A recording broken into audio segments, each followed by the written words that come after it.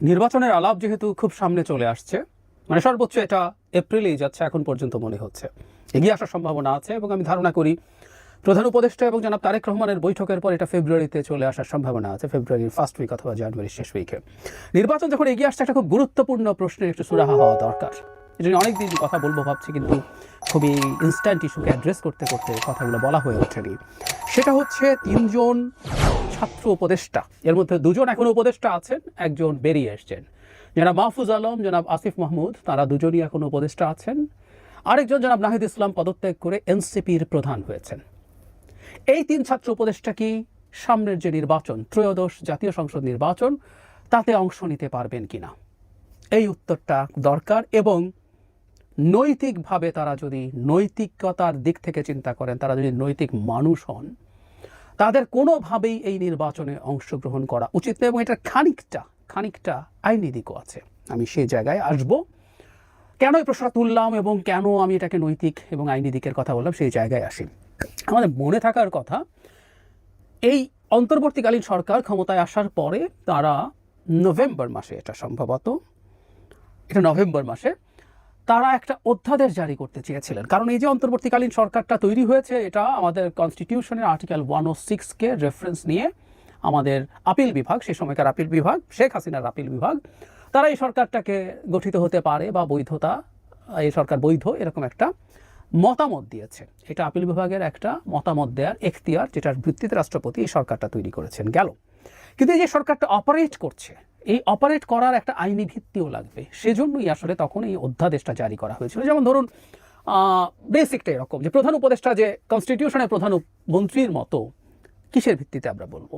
অন্য উপদেষ্টারা যে মন্ত্রীর মতো, কিসের ভিত্তিতে বলবো?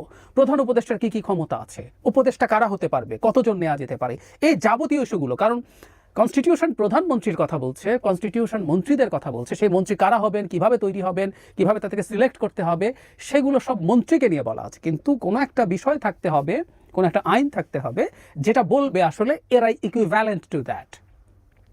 এটাই সেই অধ্যাদেশটা। এখন তার আইন তৈরি করা সম্ভব না, কারণ পার্লামেন্ট নেই, ফলে একটা অধ্যাদেশ জারি করার জন্য সম্পূর্ণ অধ্যাদেশ তৈরি হয়ে গিয়েছিল। এবং সবচেয়ে জরুরি কথা, এই কথাটা মনে রাখুন সবাই, আমরা ওই 3 ছাত্র উপদেষ্টার আলোচনা যখন আসবো সেখানে আসবো, এটা উপদেষ্টা পরিষদে পাশও হয়েছিল, কিন্তু এটা গেজেট নোটিফিকেশন হয়নি। অর্থাৎ এটা শেষ পর্যন্ত অধ্যাদেশ হওয়ার জন্য রাষ্ট্রপতির সিগনেচার লাগবে এবং সেটা গেজেট করে দিতে হবে। আমি সোফার যতদূর দেখেছি এটা হয়নি। এখন প্রশ্ন আমি এটাও করি, এইটা কেন এখনো অধ্যাদেশ হয়নি? এবং সেটা যদি না হয়ে থাকে, আমি তো টেকনিক্যালি দেখছি এই সরকারের বেশ কিছু জিনিস আদালতে চ্যালেঞ্জ করা যায়। ধরুন, একজন উপদেষ্টা যিনি মন্ত্রীর যে সুযোগ সুবিধা ভোগ করছেন, সেই সুযোগ সুবিধা কেন উনি ভোগ করছেন, এটা কিন্তু কেস করা যায়। কারণ খুব স্বাভাবিকভাবেই এই যে উপদেষ্টা পরিষদ তৈরি হলো, তিনি যে মন্ত্রীর সুযোগ সুবিধা পাবেন, এটা কোথাও না কোথাও লেখা থাকতে হবে কোনো না কোনো আইনে। আগে আমাদের ত্রয়োদশ সংশোধনী যখন তত্ত্বাবধায়ক সরকার ছিল, তখন সেগুলো ছিল, কিন্তু এখন তো নেই। তাহলে এই জিনিসটা হয়নি কেন? আমি খুব অবাক হই। এবং এই দৃষ্টিকোণ থেকে এই সরকারের বেশ কিছু জিনিস, এই সরকার বৈধ, কেউ কেউ এটাকে অবৈধ সরকার বলেন, এটা বৈধ সরকার, কারণ এরকম একটা সরকার তৈরি হতে পারে বলে আপিল বিভাগের মতামত আছে, ডিবেট আছে। মতামত তো রায় না, তাই এটা বৈধ হবে না। আমি ডিবেটে ঢুকছি না, আমি বৈধ ধরে নিচ্ছি। সরকারের বহু জিনিস আছে যেগুলো লিগালি চ্যালেঞ্জ হতে পারে। শুধু তাই না, জরুরি অবস্থা, এখানেও এটা আছে। জরুরি অবস্থা জারি আমরা দেখেছি, কেউ কেউ একসময় রাষ্ট্রপতির হাতে জরুরি অবস্থা আছে, চুপ জরুরি অবস্থা জারি করে দেবেন। ওয়াকরুজ্জামান আছে, 2 জন হলো ইন্ডিয়ার লোক, হাসিনার লোক, তারা করে দেবে। সব ফালতু কথাবার্তা অনেকে বলতে শুনেছি, তখন এটা নিয়ে ভিডিও করে আমি কনস্টিটিউশন ধরে দেখিয়েছিলাম। আসলে জরুরি অবস্থা আদতে প্রাইম মিনিস্টারের হাতে, কারণ প্রাইম মিনিস্টারের প্রতি স্বাক্ষর ছাড়া কখনোই জরুরি অবস্থা জারি করা যাবে না। আর এই যে অধ্যাদেশ আছে সেখানে ওই জিনিসটা ক্ল্যারিফাই করা আছে, ওখানে প্রাইম মিনিস্টারের জায়গায় প্রধান উপদেষ্টার প্রতি স্বাক্ষর লাগবে।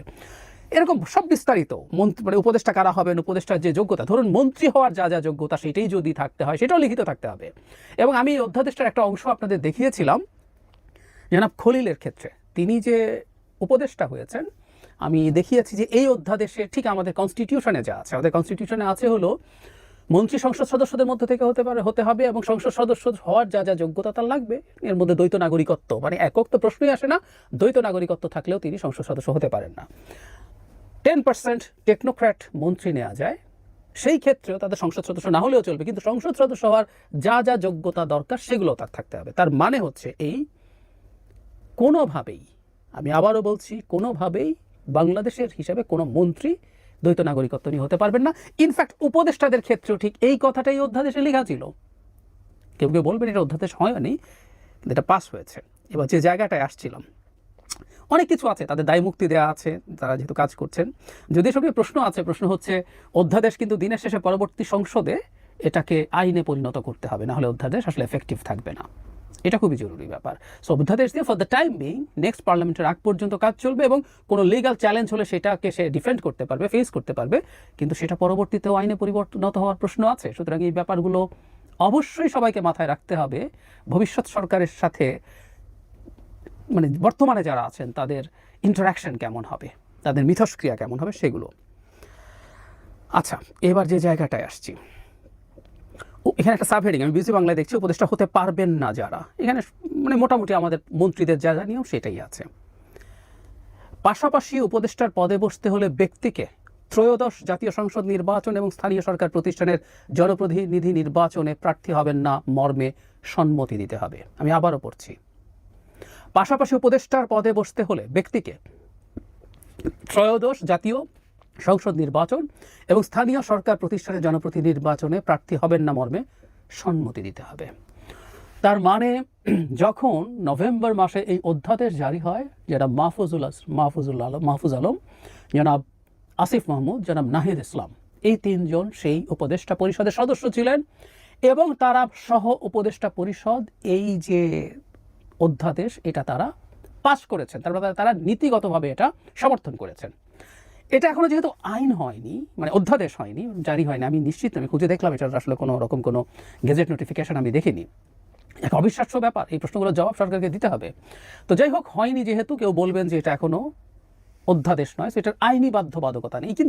কিন্তু যারা বসে একটা ক্যাবিনেটে বসে ডিসাইড করেছেন, সম্মতি দিয়েছেন, ক্যাবিনেটের সিদ্ধান্তে কেউ যদি মানে ডিবেটও করে, বিরোধিতাও করে, দিনের শেষে যখন এটা সর্বসম্মত সিদ্ধান্ত হয়, সেটা প্রত্যেককে ওন করতে হয়। তার মানে 3 ছাত্র উপদেষ্টাও আসলে অ্যাগ্রি করেছেন তারা কখনো ত্রয়োদশ জাতীয় সংসদ নির্বাচন বা লোকাল গভর্নমেন্ট ইলেকশনে, অন্তত এই দফায় যেগুলো হবে সেগুলোতে তারা পার্টিসিপেট করবেন না। এখন পরিস্থিতিটা একটু দেখা যাক। জনাব নাহিদ ইসলাম অলরেডি এনসিপির নেতা হয়েছেন, তিনি কি নির্বাচন করবেন না? তিনি তো অলরেডি রাজনীতিবিদ। টেকনিক্যালি বলা যায় বাকি দুজন সরকারে আছেন, তারা হয়তো করবেন না, তারা দলে আসবেন না, কিন্তু অন্তত একজন জনাব আসিফ মাহমুদকে তার এলাকায় প্রচুর জনসংযোগ করার মতো পরিস্থিতি দেখা যাচ্ছে। তিনি লাটবহর নিয়ে যান, সরকারি নানান সুবিধা বেনিফিট তিনি সেখানে দেন তার এলাকার উন্নয়নের জন্য।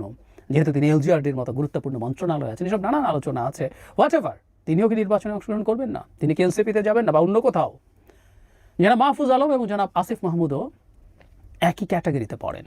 ওই যে বলছিলাম, এটা নৈতিক, এটা অনৈতিক হবে তারা যদি নির্বাচনে পার্টিসিপেট করেন। এবং আবারও বলছি, তারা এটা অ্যাগ্রি করেছিলেন, এটা একটা লিগাল ব্যাকগ্রাউন্ড তৈরি হওয়ার জন্য। অধ্যাদেশ মানে এটা একটা আইনি বাধ্যবাধকতার জন্য তারা অ্যাগ্রি করেছিলেন।